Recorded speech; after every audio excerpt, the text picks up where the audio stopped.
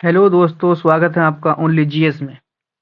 आज हम शुरू करते हैं भारतीय संविधान का फंडामेंटल राइट वाले। हमने दो फंडामेंटल राइट वाले पार्ट के हमने दो आर्टिकल देख लिए थे, आर्टिकल 12 और आर्टिकल 13, जिसमें हमने शंकरी प्रसाद, सज्जन सिंह, केशवानंद भारती जैसे केस देखे थे।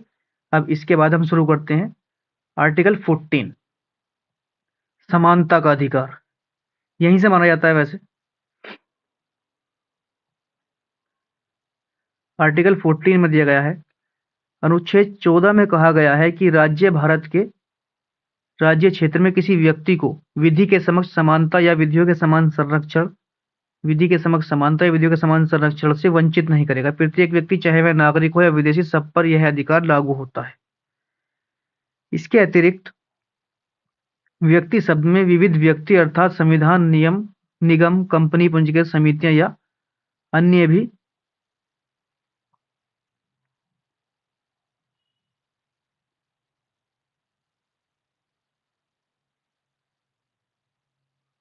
अन्य तरह के विविध व्यक्ति सम्मिलित हैं।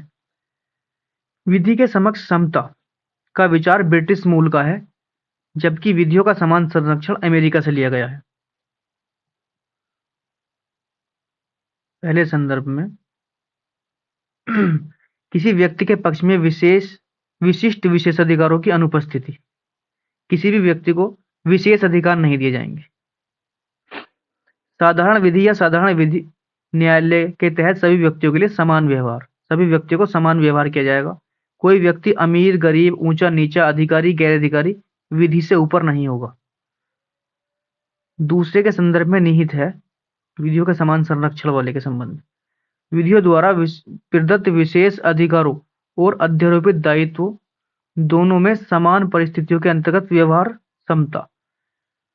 समान विधि के अंतर्गत सभी व्यक्तियों के लिए समान नियम और बिना भेदभाव के साथ समान व्यवहार होना चाहिए। इस तरह पहला नकारात्मक संदर्भ है, जबकि दूसरा सकारात्मक। विधियों के समक्ष समानता नकारात्मक है और जबकि विधियों का समान संरक्षण नकारात्मक है। ठीक है दोस्तों। उच्चतम न्यायालय ने व्यवस्था दी कि जहां समान एवं असमान के बीच अलग व्यवहार होता है, अनुच्छेद 14 लागू नहीं होता। अनुच्छेद 14 श्रेणी विधान को अस्वीकृत करता है। यह विधि द्वारा व्यक्तियों, वस्तुओं और लेन देन के तर्कसंगत वर्गीकरण को स्वीकृत करता है, लेकिन वर्गीकरण विवेक शून्य, बनावटी नहीं होना चाहिए, बल्कि विवेकपूर्ण, सशक्त और पृथक होना चाहिए। ठीक है। Rule of law.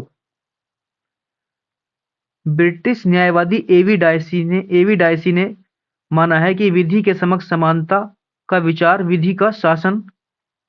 विधि के शासन सिद्धांत का मूल तत्व है। इस संबंध में उन्होंने निम्न 3 अवधारणा दी हैं। नंबर 1 है इच्छाधीन शक्तियों की अनुपस्थिति, अर्थात किसी व्यक्ति को विधि के उल्लंघन के सिवाय दंडित नहीं किया जा सकता। मतलब जब तक कोई व्यक्ति विधि का उल्लंघन नहीं करेगा, उसे दंड नहीं दिया जाएगा। विधि के समक्ष समानता अत्यावश्यक है, क्योंकि व्यक्ति अमीर, गरीब, ऊंचा नीचा, अधिकारी, गैर अधिकारी कानून से ऊपर नहीं है। व्यक्तिक अधिकारों की प्रमुखता, अर्थात संविधान व्यक्तिक अधिकारों का परिणाम है, जैसे कि न्यायालय द्वारा इसे परिभाषित और लागू किया जाता है, न कि किसी संविधान व्यक्तिक अधिकारों का स्रोत है। ठीक है। पहले एवं दूसरे कारक ही भारतीय व्यवस्था में लागू हो सकते हैं, तीसरा नहीं। मतलब भारतीय व्यवस्था में संविधान ही भारत में व्यक्तिगत अधिकारों का स्रोत है। सर्वोच्च न्यायालय का मानना है कि अनुच्छेद 14 के अंतर्गत उल्लिखित विधि का शासन ही विधि का मूलभूत तत्व है, इसलिए इसे किसी भी तरह यहां तक कि संशोधन के द्वारा भी समाप्त नहीं किया जा सकता। विधि के शासन को संशोधन के द्वारा भी समाप्त नहीं किया जा सकता। समता के अपवाद। इसके कुछ अपवाद भी हैं, बहुत इंपॉर्टेंट है। यहां से सब जगह से क्वेश्चन बनते हैं, एक लाइन से क्वेश्चन बनते हैं। विधि के समक्ष समानता का नियम पूर्ण नहीं है तथा इसके लिए कोई संवैधानिक निषेध एवं अपवाद नहीं है। इसका वर्णन इस प्रकार है। भारत के राष्ट्रपति एवं राज्यपालों को निम्न शक्तियां प्राप्त हैं। आर्टिकल 361। राष्ट्रपति राज्यपाल अपने कार्यकाल में किए गए किसी कार्य या लिए गए किसी निर्णय के प्रति देश के किसी भी न्यायालय में जवाबदेह नहीं होंगे। ये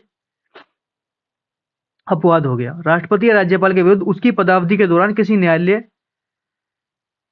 में किसी भी प्रकार की दंडित कार्यवाही प्रारंभ या चालू नहीं रखी जाएगी। राष्ट्रपति या राज्यपाल की पदावधि के दौरान उसकी गिरफ्तारी या कारावास के लिए किसी न्यायालय में कोई प्रक्रिया प्रारंभ नहीं की जाएगी। चौथा है नंबर 4, राष्ट्रपति या राज्यपाल पर उनके कार्यकाल के दौरान व्यक्तिगत सामर्थ्य से किए गए किसी प्रकार के लिए किसी भी न्यायालय में दीवानी मुकदमा नहीं चलाया जा सकता। यदि इस प्रकार का कोई मुकदमा चलाया जाता है तो उन्हें 2 माह सूचना देने के 2 माह बाद, यानी कि मुकदमा चलाने से 2 माह पहले उन्हें सूचना देनी होगी। यदि कोई भी व्यक्ति यदि संसद या राज्य के विधानमंडल के दोनों सदनों या सदनों में से किसी एक की सत्य कार्यवाही से संबंधित विषय वस्तु का प्रकाश समाचार पत्र में करता है तो उस पर किसी भी प्रकार का दीवानी या फौजदारी मुकदमा देश के किसी भी न्यायालय में नहीं चलाया जा सकेगा। संसद में उसकी समिति में संसद के किसी सदस्य द्वारा कही गई किसी बात या दिए गए किसी मत के संबंध में उसके विरुद्ध न्यायालय में कोई कार्यवाही नहीं की जाएगी। संसद का जो सदस्य है संसद में कुछ भी बोल सकता है, उस पर कोई कार्यवाही नहीं की जाएगी किसी भी न्यायालय के अंदर भारत के।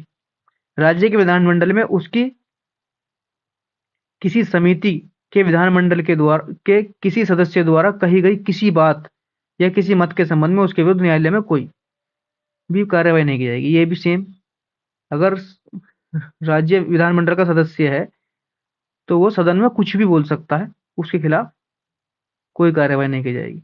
आर्टिकल 13 अनुच्छेद 14 का अपवाद है।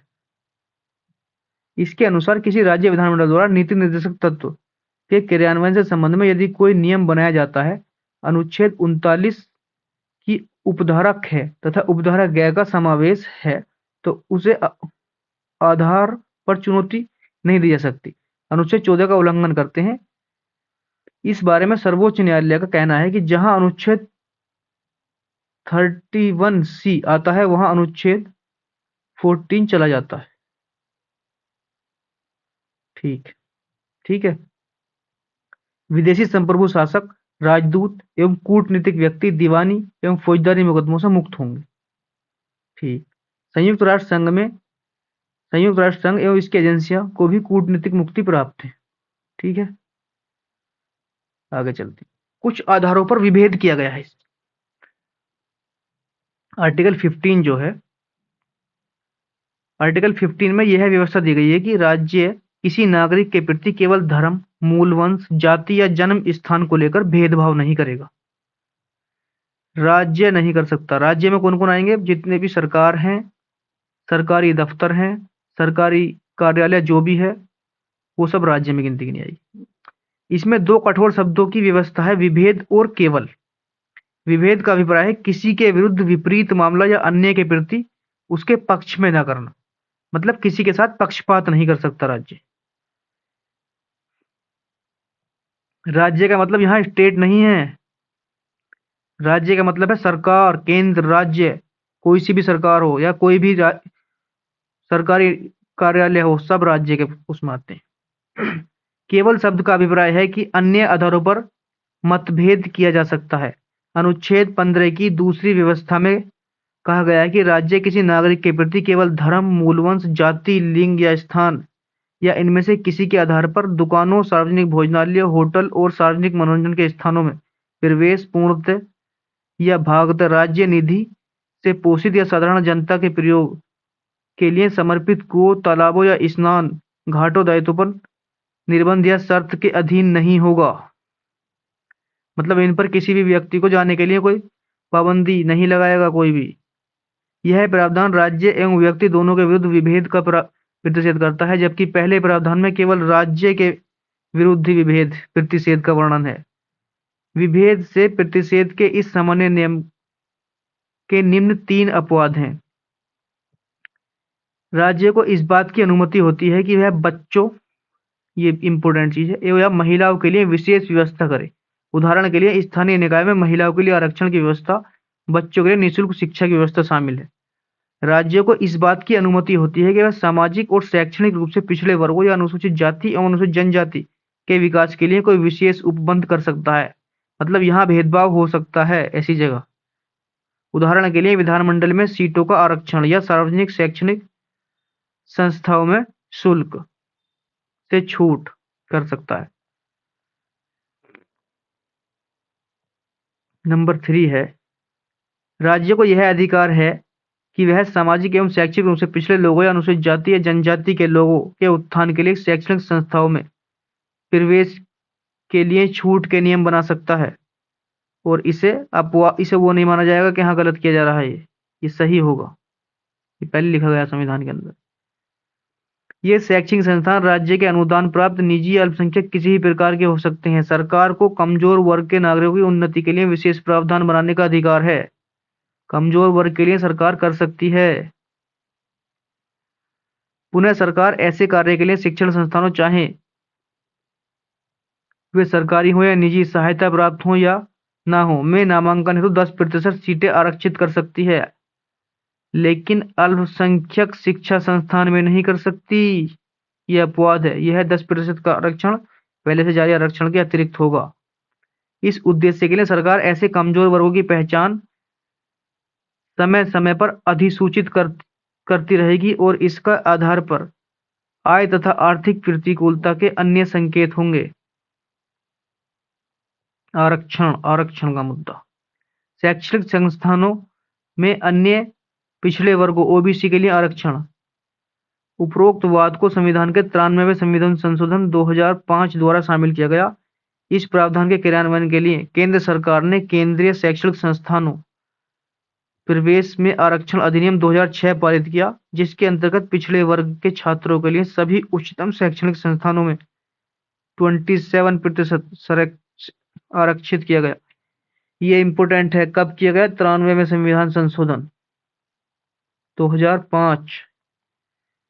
ओबीसी के लिए आरक्षण जो किया गया था 27%, 93 अमेंडमेंट। इसमें आईआईटी एवं आईआईएम जैसे संस्थान भी शामिल हैं। अप्रैल 2008 में उच्चतम न्यायालय ने दोनों अधिनियमों को वैधता पर मोहर लगाई थी। ये फिर सुप्रीम कोर्ट में गया था, कोर्ट ने कहा वैलिड है, सही है ये।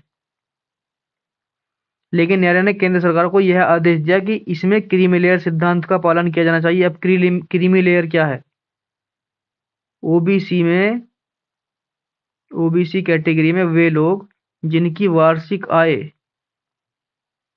8 लाख से ऊपर हो, वे लोग क्रीमी लेयर में आते हैं। और भी कुछ बहुत सारी बातें हैं, अभी करते हैं बात। क्रीमी लेयर, पिछड़े वर्ग के विभिन्न तबकों के छात्र क्रीमी लेयर श्रेणी में आते हैं। इन्हें आरक्षण का लाभ नहीं मिलेगा। शैक्षणिक पद धारण करने वाले व्यक्ति जैसे कि राष्ट्रपति, उपराष्ट्रपति, उच्चतम एवं उच्च न्यायालय के न्यायाधीश, संघ लोक सेवा आयोग के अध्यक्ष, सदस्य, राज्य लोक सेवा आयोग के अध्यक्ष एवं सदस्य, मुख्य निर्वाचन आयुक्त, नियंत्रण एवं महालेखा परीक्षा, इन लोगों को आरक्षण नहीं मिलेगा। ग्रुप ए एवं ग्रुप ए या ग्रुप बी की सेवा जो करते हो, आईएएस हो गए, पीसीएस अधिकारी, ये भी नहीं होंगे केंद्रीय या राज्य सेवाओं में। इसके अलावा सार्वजनिक प्रतिष्ठानों, बैंकों, कंपनी, विश्वविद्यालय आदि में पदस्थ समकक्ष अधिकारी। यह नियम निजी कंपनियों में कार्यरत अधिकारियों पर भी लागू होगा।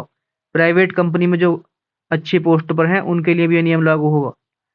सेना में कर्नल या उससे ऊपर रैंक का अधिकारी हो, डॉक्टर, अधिवक्ता, इंजीनियर, व्यापारी, वाणिज्य एवं उद्योग में लगे व्यक्ति, शहरी क्षेत्रों में जिन लोगों के पास भवन है, जिनके पास एक निश्चित सीमा से अधिक कृषि भूमि या रिक्त भूमि रखने वाले हों, उनको भी 27% का आरक्षण नहीं मिलेगा। जिन लोगों की सालाना आय 4.5 लाख, सॉरी मैंने 8 लाख बोला था ना ऊपर, 4.5 लाख से अधिक है, या जिनके पास एक छूट से अधिक की संपत्ति है। 1993 में जबकि मलाईदार क्रीमी लेयर हदबंदी लागू की गई, यह 1 लाख था। बाद में 2004 में इसे बढ़ाकर 2.5 लाख, 2008 में 4.5 लाख, 2013 में 6 लाख और अब आज के टाइम में 8 ही लाख है ये। ईडब्ल्यूएस आर्थिक रूप से कमजोर वर्गों के लिए अभी संशोधन किया गया था, ध्यान होगा तो मैं सबको। 103वां संशोधन अधिनियम जोड़ा गया आर्टिकल 15 में ही। इस प्रावधान को प्रभावकारी बनाने के लिए केंद्र सरकार ने 2019 में शिक्षण संस्थानों के नामांकन के लिए आर्थिक रूप से कमजोर वर्ग के लिए 10% आरक्षण संबंधी आदेश जारी किया।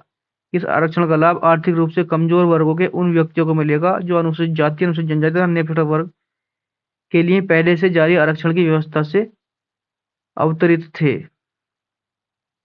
मतलब वो पहले से आरक्षण नहीं लेते। इसके लिए निम्न अर्हताएं लागू की गई हैं। जिन व्यक्तियों की पारिवारिक आय 6 लाख रुपए से कम हो, वे आर्थिक रूप से कमजोर वर्ग के रूप में चिन्हित किए जाएंगे। आय के अंतर्गत सभी स्रोतों से आय सम्मिलित की जाएगी। वेतन, खेती, व्यवसाय, व्यापार और आवेदन करने के वर्ष एवं पूर्ववर्ती वित्तीय वर्ष की आय के आधार पर बनाया जाएगा।